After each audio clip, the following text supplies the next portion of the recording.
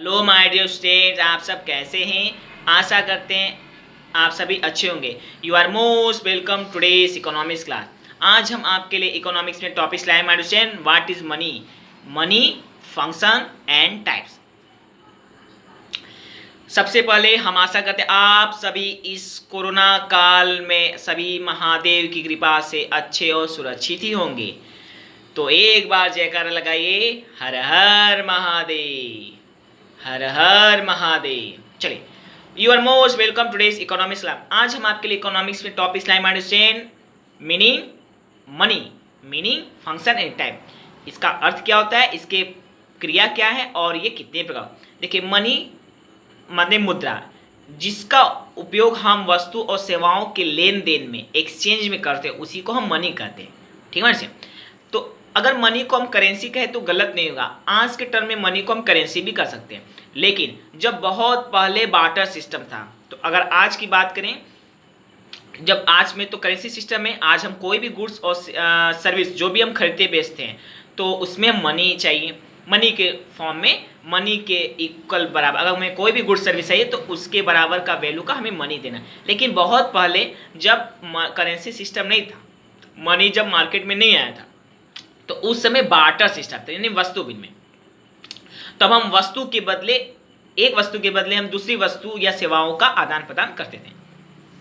तो वस्तु विनिमय बहुत सारी कमियां भी थी, बहुत सारी समस्याएं भी थी। तो ये हमारा नेक्स्ट टॉपिक रहेगा, समस्याएं, लिमिटेशन ऑफ बार्टर सिस्टम। मतलब बार्टर सिस्टम में कौन कौन सी समस्याएं या कमियां थी, कहाँ तक वो सीमित थी, ये हम नेक्स्ट टर्म पे कल हम चर्चा करेंगे। Okay ma'am. तो आज हम चर्चा करेंगे मनी क्या है। मनी का उपयोग हम वस्तु और सेवाओं के लेन देन में, एक्सचेंज में करते हैं। और मनी क्या है, ये वस्तु सेवाओं के वैल्यू को धारण करता है।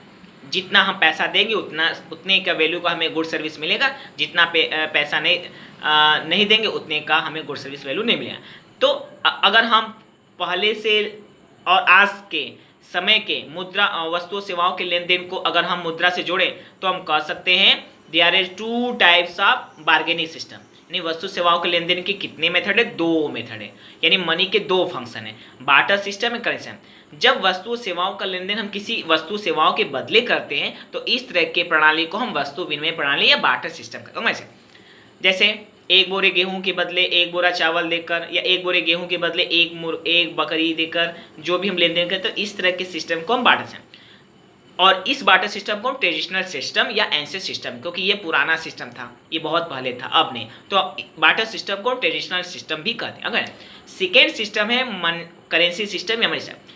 अब जब मनी आ गया मार्केट में, कॉइन, सिक्का, रुपीज, नोट, जब ये मार्केट में आ गया तो अब हम वस्तु का लेन देन, अब हम वस्तु के बदले न कर, अब हम इन्हीं करेंसी के बदले करते हैं। तो इस तरह के सिस्टम को करेंसी सिस्टम या मनी सिस्टम कैसे करते हैं। तो जितने वैल्यू का कोई गुड सर्विस होगा हमें उतने वैल्यू का मनी देना होगा। अब वो चाहे कॉइन हो, चाहे रुपीज़ हो, चाहे गोल्ड हो, चाहे सिल्वर हो, जो भी हो, ये अलग अलग सिचुएशन पे डिपेंड करते हैं। तो यानी जितने तक का वैल्यू का गुड सर्विस हम परचेज करेंगे उतना वैल्यू का हमें मनी देना होगा, तभी हमें पेमेंट करना पड़ेगा। तो इस तरह के, मान लीजिए सपोज दैट फॉर एग्जांपल, अगर हमें 1 किलो चावल चाहिए तो हमें 1 किलो चावल के मूल्य के बराबर का रुपया देना होगा।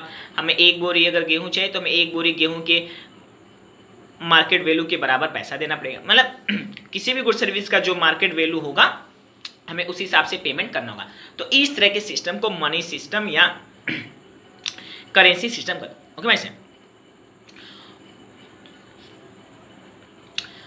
तो ये था इसका मीनिंग, फंक्शन ऑफ मनी या मेथड ऑफ मनी।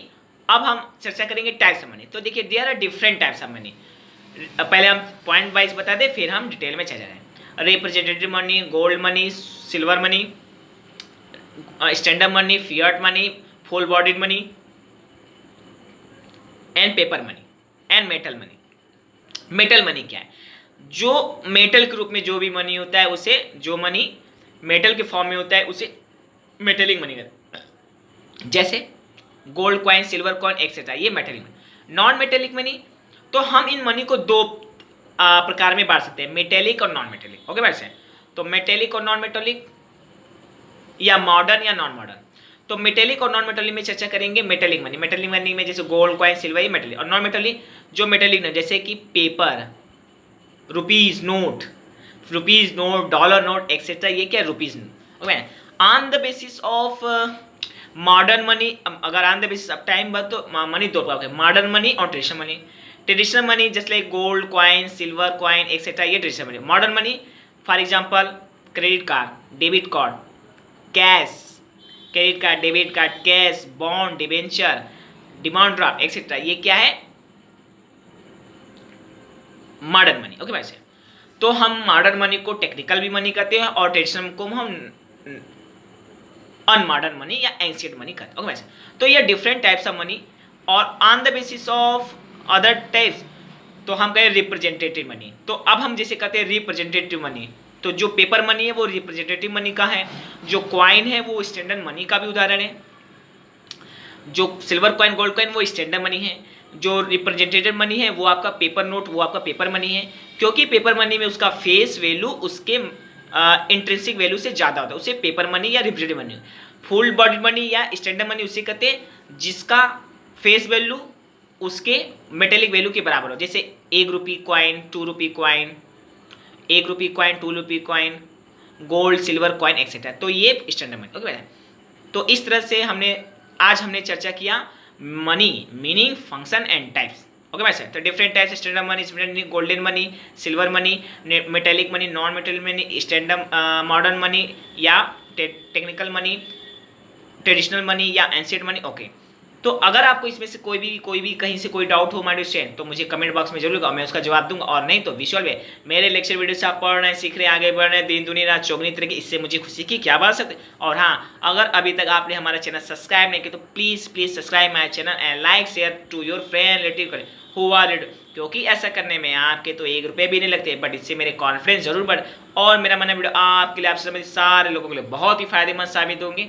न डायरेक्टली तो इनडायरेक्टली, न शॉर्ट टर्म में तो लॉन्ग, क्योंकि विद्या कभी खराब नहीं जाता, because knowledge does never get spoiled. Okay भाई, तो कल फिर मिलते हैं इसी समय, फिर इसी तरह, फिर किसी नए टॉपिक से या इसी टॉपिक से संबंधित फिर किसी नए टॉपिक से, फॉर योर काइंड आंसर।